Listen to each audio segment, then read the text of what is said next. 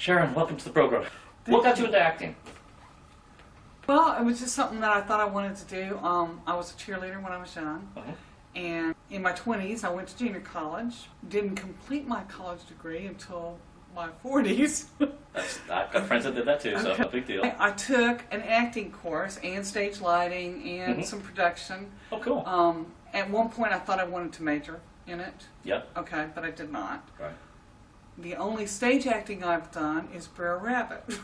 Was that part of the class? Because yes, they make you audition. Yes, that was part of the class. Exactly. Yes. So what did you do? We went to a elementary school.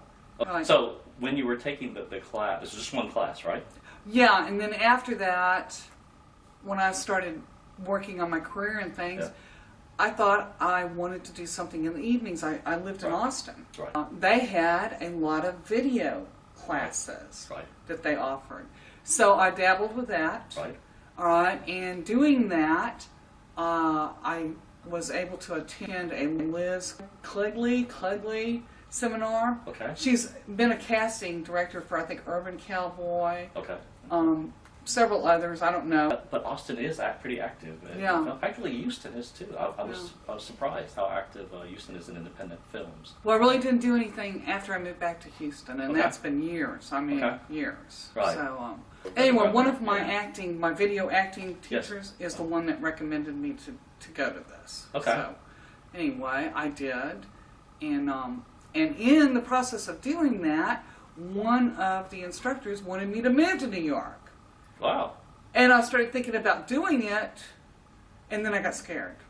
Well, maybe there was a reason for that, probably, right? Right. You've heard plenty of stories, and the odds are really small. Right. You know? Right. Yeah. So I went back to focusing on just a regular career. So what's your career? What was when you didn't do the daytime? I was in sales. You were in sales, okay. Yes.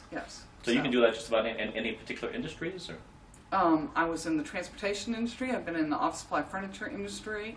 I've been in the health spa industry. Right. So there's been several industries that I've been in. Have you had any chance to do any corporate videos?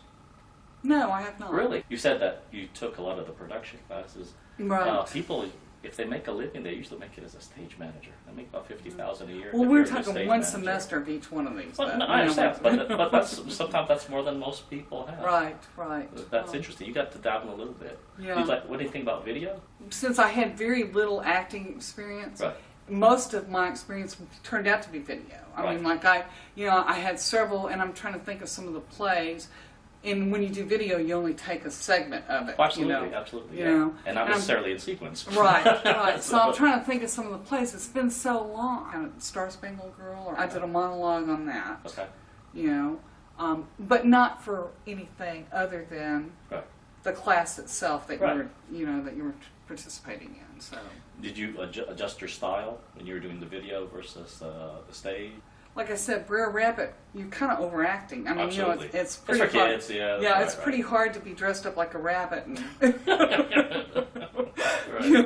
I was taught that you were supposed to be kind of subtle. When a camera's on you, it's supposed to be more subtle. It's not so big. And I also was told that big is better than too small because you can always work yourself down. You know? It's harder to work your way up. Yeah. So. And how I got involved here in Conroe is I have a friend that got one of the brochures in the mail, and she said, "You ought to do this. Didn't you take acting a long time ago?" And I said, "Yeah, a long time ago." She said, "Well, this would give you something to do. You'd meet people. So that's how I got involved. I mean, there's always a chance, a possibility. You don't want to shoot down hope or wishes or anything like that. But no, I don't think I'm a streaker. So. Although I'd like to be. What do you play in Cinderella? I am the fabric merchant. Okay. And I don't have a big part, and I'm thankful.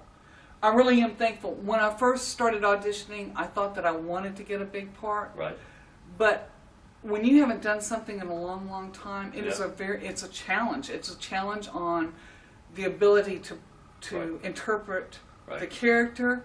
It's a challenge to memorize. Yes. I'm going to be 59 years old, And that in itself is a challenge for memory. I know how that goes. Even the chorus in Cinderella has a lot. Right. There's a lot that they do. Well, I mean, I don't think I could do the stepmother justice or the queen justice. I just really don't believe that I'm there yet. You know, even though initially I thought that's what I wanted to do. Right. You know, and then I got slapped in the face and said, "No, you're not qualified for this." You never know. On the other hand, you know, like I said, the chorus does a lot. Well, it's a start, you know, and it is when you haven't, like when I had clients and stuff, I had their phone numbers memorized. You know, I had a great memory, but I haven't challenged my memory in a long time. You know, and this will do it. Yeah, you know, so it's very important. You know. But I think also when you've lost your memory or your ability to memorize like you used to, you got to take baby steps. I was going to say that I was excited when Deborah offered me a course. I was really excited, and I learned a lot from her. You know, in an audition, I really learned a lot from her. So that was, I'm glad that I crossed her path. I really am. As community theater, it's supposed to be a growing experience for everyone. No, I hope you have a grand time with it.